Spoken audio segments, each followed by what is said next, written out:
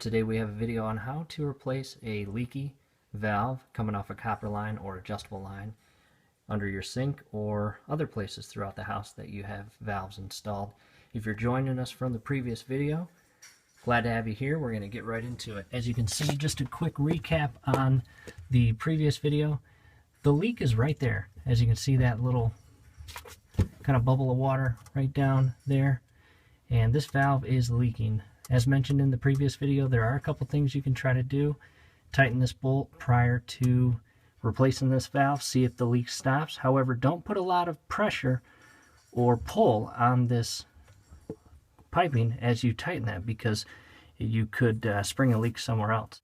So first thing, let's go ahead and locate where exactly you turn off the water in the house. And in most cases, that will be found in the utility room, close to your pressure tank. And fortunately, I've just got a very easy switch here that's going to cut the power to it. And down here, go ahead and close the cold and the hot water lines.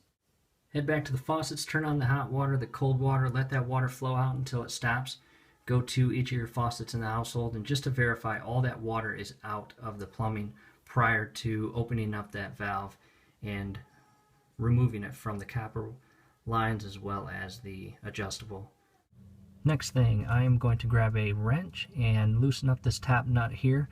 That is what keeps the adjustable line on and secure.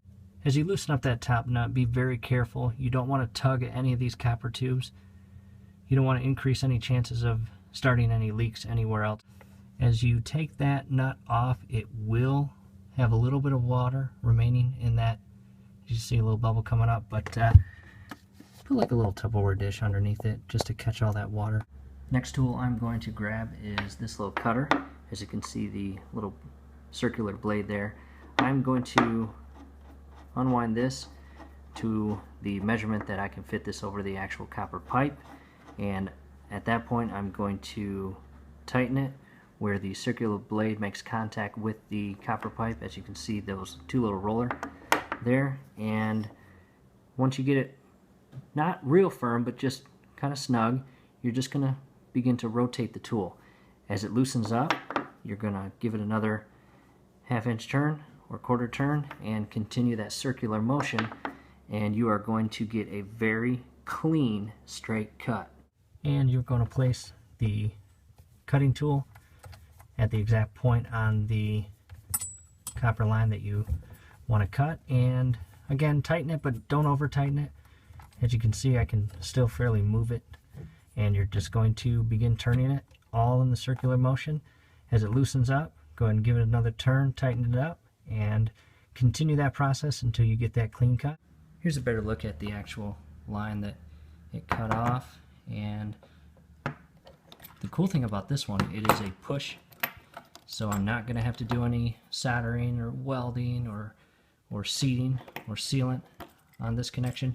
All I'm going to do is press, it's going to click, and there's the gasket inside there. That is going to prevent water from escaping out of this valve. At this point, come back down to the copper line, clean up any dirt or grime or any sharp edges.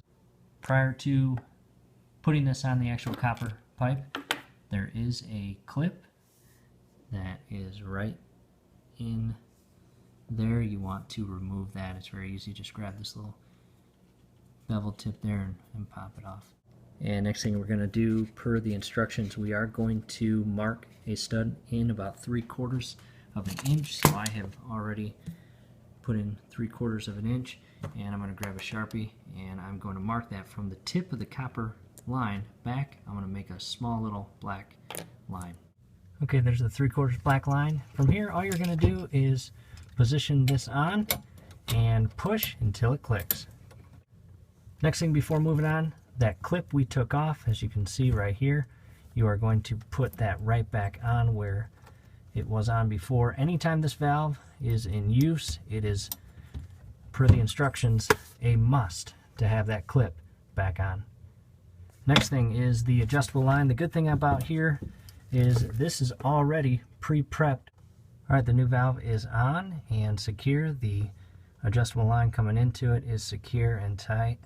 Again, just be real careful as you work through this project. You don't want to harm any other portions of the plumbing and cause any additional leaks. From here, it's basically reversing the steps on turning the water system back on.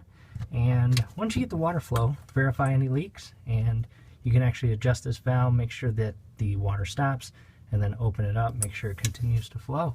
Like the video, subscribe to the channel. Got a lot of other cool videos. Check those out. Okay, as you can hear, I've got all the water back on. Everything is, all the faucets are on and letting the water flow through. And so far so good, no leaks. Again, like the video, subscribe to the channel. Thank you for watching.